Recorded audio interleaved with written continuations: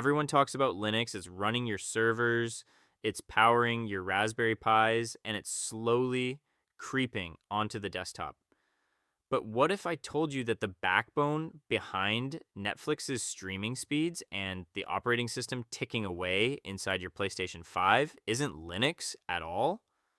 Yep. Today we're exploring FreeBSD. Most people know FreeBSD as that server OS and nobody uses at home. But the real question is, can FreeBSD actually work as a desktop OS? In this video, we're breaking down what FreeBSD actually is and the most user-friendly FreeBSD desktops you can try right now. All right, let's dive in. At first glance, FreeBSD kind of tricks you. You boot it up and you're like, oh yeah, this is basically Linux. The terminal looks familiar, the commands feel familiar. And if you install something like KDE or XFCE, the desktop looks exactly like what you'd get on a Linux distro. But here's the thing. FreeBSD is not Linux. FreeBSD is part of an older family of operating systems called BSD, which stands for Berkeley Software Distribution. Think of BSD as another branch on the Unix family tree. Same roots, different evolution. The first version of FreeBSD came out way back in 1993, built on top of an earlier system called 386BSD. 386BSD was one of the first free Unix versions that regular people could install on normal PC hardware before Linux became mainstream. And from there, FreeBSD just kept growing. Today, it's easily the most widely used BSD operating system, powering everything from servers to storage appliances to parts of the PlayStation 5. So yeah, it looks like Linux, but under the hood, it's a completely different beast. Now let's talk about one of the biggest differences between FreeBSD and Linux, because this is where a lot of beginners get confused. When people say Linux, they usually think it's a full operating system, but technically Linux is just the kernel. The kernel is the core part of the system. It's the piece that talks directly to your hardware. Your CPU, your memory, your storage, your graphics card. Everything else you use on a typical Linux system usually comes from other projects. For example, most Linux distributions rely heavily on the GNU project. GNU provides a lot of the essential tools like the bash shell core utilities like ls, copy, and move the GNU compiler and many other system programs. So when you install something like Ubuntu, Fedora, or Debian, you're actually using a combination of the Linux kernel plus GNU software and many other projects all put together into one distribution. That's why some people even call it GNU/Linux. Now, FreeBSD takes a completely different approach. Instead of mixing together software from many different projects, FreeBSD provides the entire operating system as one unified project. That means the same team develops the kernel, the drivers, the system tools, the utilities, and even the documentation. Because of this, FreeBSD doesn't have thousands of distributions like Linux does. Everything is managed as one cohesive system. Because everything is developed together, the system tends to be very consistent, very stable, and extremely predictable, which is exactly why so many large companies trust it for critical infrastructure. If you want to try FreeBSD yourself, the first step is downloading the installation image. You can get it directly from the official website, FreeBSD, under the download section. When you go there, you'll notice there are several different types of images depending on how you want to install it. For a normal installation on a PC, you'll usually choose an ISO image. There are a couple of options: DVD images, which include the installer and a larger set of packages; a network install image called boot only, which is much smaller and downloads the rest of the system during installation. You'll also see USB memory stick images, including a regular version and a smaller mini version, which are useful if you want to install FreeBSD directly from a flash drive. If you're planning to run FreeBSD inside a virtual machine, there are also pre-installed virtual disk images available.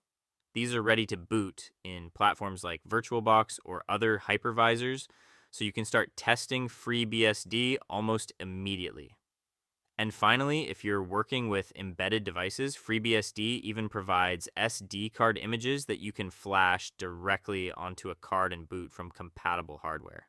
So depending on how you want to try FreeBSD, real hardware, a virtual machine, or embedded devices, there's an image ready for you.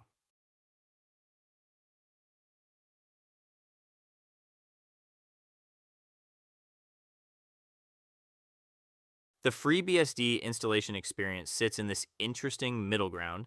It's not as beginner friendly as something like Linux Mint, but it's nowhere near the build everything by hand experience of Gen 2.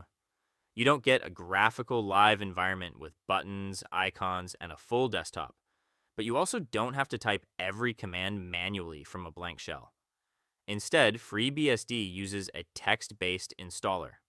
It's simple, menu driven, and walks you through the basics.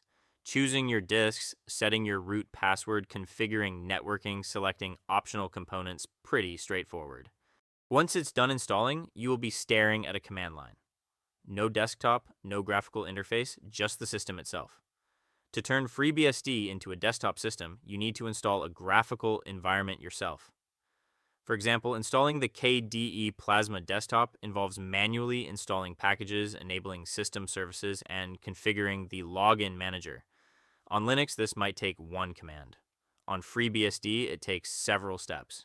Despite the extra effort required, FreeBSD has some impressive advantages. For one, it's extremely fast. Linux can perform very well, but FreeBSD is often praised for its efficiency and performance, especially in server environments. And once it's configured properly, it's incredibly reliable.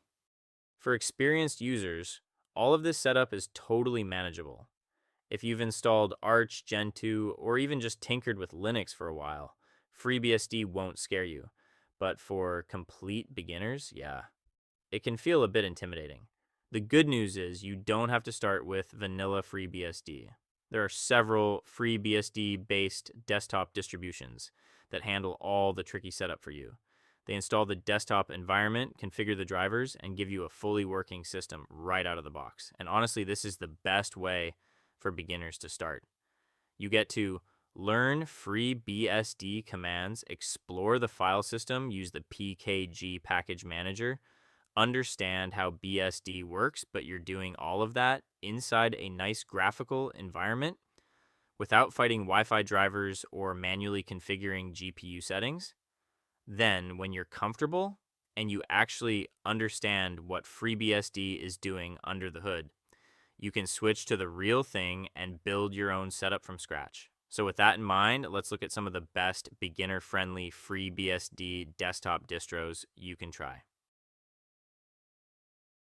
GhostBSD is probably the most beginner-friendly FreeBSD desktop you can install today. It describes itself as a simple and elegant BSD desktop system, and honestly, that's exactly what it delivers. Everything about it is designed with usability in mind. The official release comes with the Mate desktop environment already installed and fully configured. So instead of booting into a terminal and setting everything up yourself, you boot the ISO and you're immediately greeted by a functional graphical desktop. No manual setups for beginners. This makes GhostBSD the perfect way to experience the FreeBSD world without the steep setup process.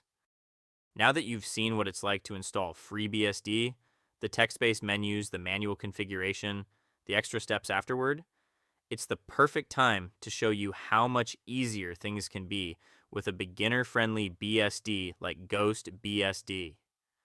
Installing GhostBSD is almost the complete opposite experience of installing vanilla FreeBSD. When you boot the GhostBSD ISO, instead of landing in a terminal or a blue menu, you're dropped straight into a full graphical live desktop. You click the install icon on the desktop, just like Ubuntu, Linux Mint, or Pop! OS, and from there, everything is handled through a modern installer.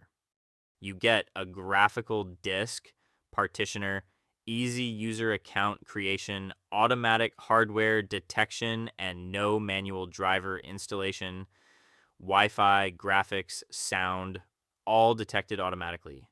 You don't need to install sudo.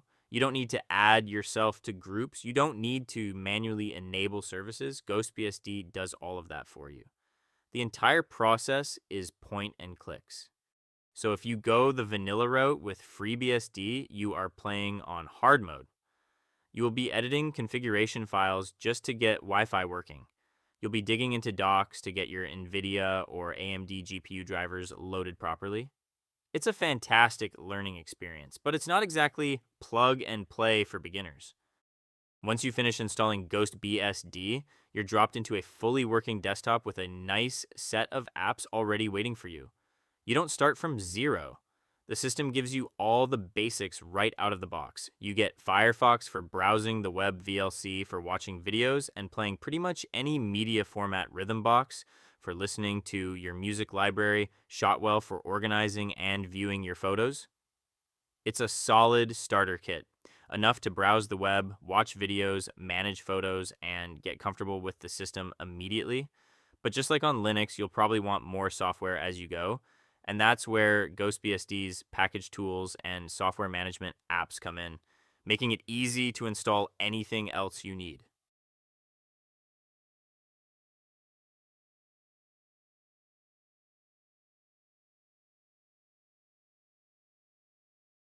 GhostBSD's software manager is beginner friendly. On the left-hand side, it neatly organizes applications into categories.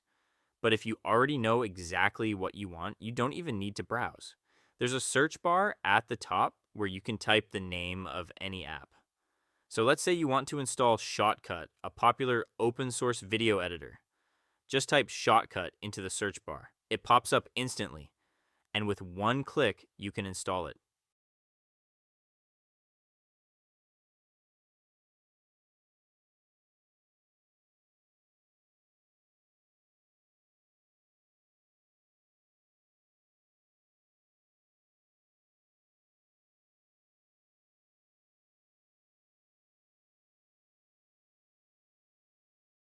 You can also install applications using the command line, and honestly, this is the best way to start learning BSD terminal commands, especially if you ever plan to move to vanilla FreeBSD later on. GhostBSD uses the same PKG system as FreeBSD, so anything you learn here will transfer perfectly. So let's install LibreOffice using the terminal. It's a great way to get comfortable with BSD commands without diving straight into the deep end. On FreeBSD and systems based on it, you often need to type SU and enter the root password you created during installation because of how permissions work in BSD.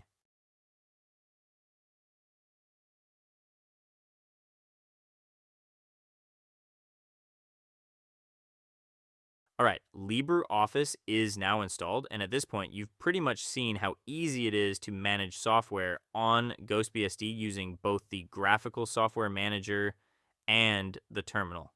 But GhostBSD isn't the only BSD desktop out there. If you want to explore the BSD world even further, here are a few other great options worth checking out. Midnight BSD is a direct fork of FreeBSD, but it's built specifically with desktop users in mind. It comes with a customized XFCE environment, easy package management, and a more integrated feel. Think of it as a BSD that tries to feel like a traditional ready-to-use operating system. Next is NomadBSD. NomadBSD is designed to run entirely from a USB stick, and it saves your changes too. It auto-detects hardware extremely well, uses a polished open box setup, and is perfect for testing BSD on laptops without installing anything. Great for portability and experimentation. helloSystem is a BSD distro inspired by the simplicity of classic Mac OS. It focuses on being minimal and friendly for non-technical users. If you want something that looks beautiful and just works, this is the most unique BSD desktop you can try. So at this point, you've seen both sides of the BSD world. Vanilla free, BSD, which gives you total control but requires more setup, and Ghost BSD, which gives you an easy, polished desktop experience out of the box. Plus, there are even more BSD desktops like MidnightBSD, NomadBSD, and helloSystem waiting for you to explore. If you're new, start with one of these user-friendly distros. Learn the commands, get comfortable with the BSD environment. And when you're ready, you can always jump into full FreeBSD and build everything yourself. Thanks for watching, and see you in the next video.